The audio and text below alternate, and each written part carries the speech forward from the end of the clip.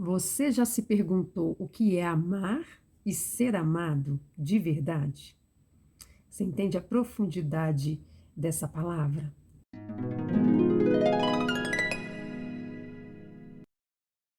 Vamos para a igreja de Esmirna. Vamos saber o que está acontecendo com essa igreja, com essa pessoa, comigo ou com você, né? Eu lembro que quando a gente começou a estudar sobre as cartas, e a gente ficou assim, nossa, eu acho que eu tô sendo essa daqui. Essa daqui, a Magda falava, né? Eu me identifiquei com essa daqui, eu acho que essa daqui sou eu. Aí eu, né, falando outra. Então, cada uma aqui vai se identificar com uma.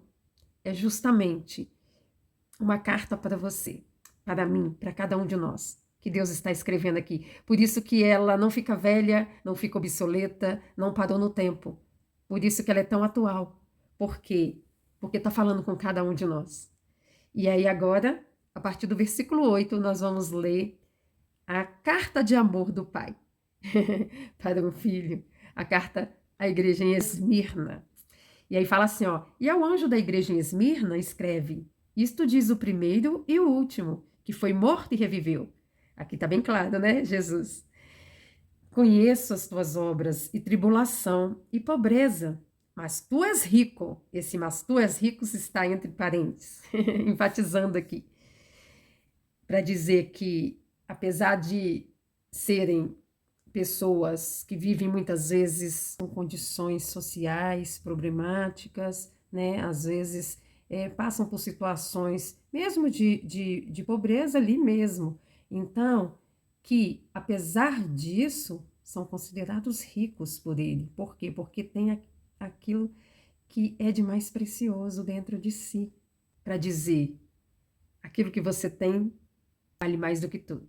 Quem é que vale mais que o ouro, que o diamante, que a prata? É a sabedoria de Deus, é o Espírito Santo. E aí ele continua, ó, e a blasfêmia dos que se dizem judeus e não são, mas são a sinagoga de Satanás.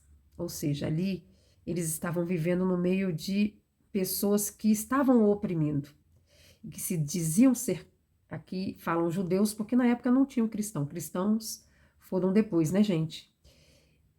Mas para dizer que se diziam filhos de Deus, e não eram. Aí ele vem falando assim, ó, nada tema das coisas que há de padecer. Eis que o diabo lançará alguns de vós na prisão, para que sejais tentados, e tereis uma tribulação de 10 dias. Sê fiel até a morte, e dar-te-ei a coroa da vida. Quem tem ouvidos, ouça o que o Espírito diz às igrejas. O que vencer não receberá o dano da segunda morte.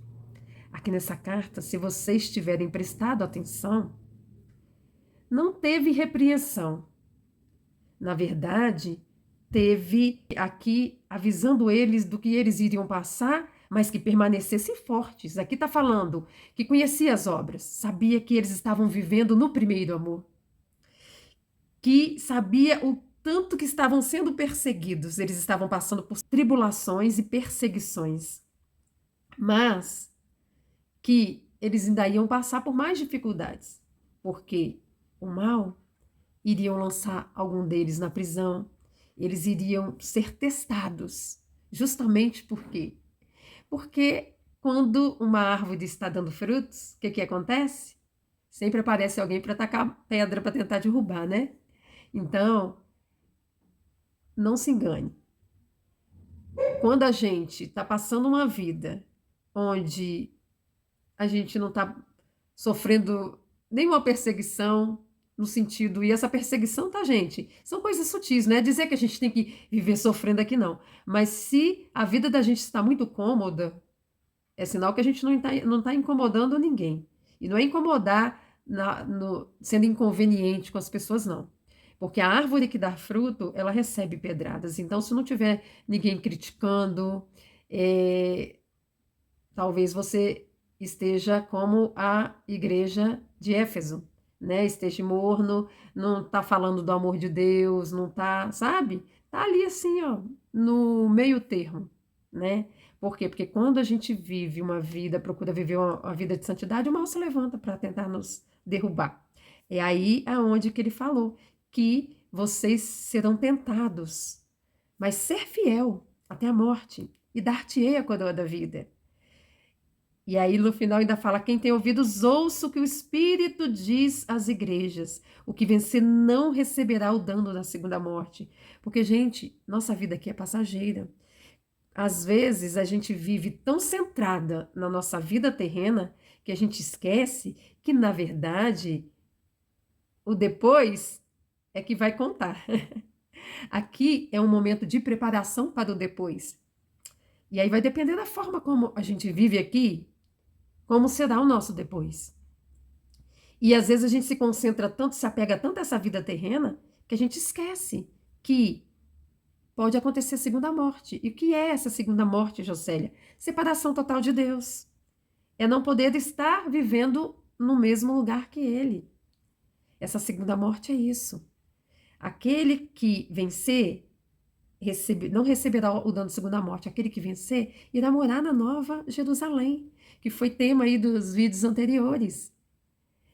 E a Nova Jerusalém vai ser a morada de Deus. Ali a gente vai estar morando junto com Deus. Porque essa vida aqui é uma vida de testes, é uma vida onde a gente está tendo experiências e evoluindo espiritualmente. Então, quando a gente passa por situações difíceis aqui, se a gente está tendo aquele momento de intimidade com Deus, tudo é mais leve. Não é dizer que a gente não sofre, sofre. A gente é carregado de emoções, de sentimentos, mas a gente consegue perceber o mal agindo para nos tentar derrubar.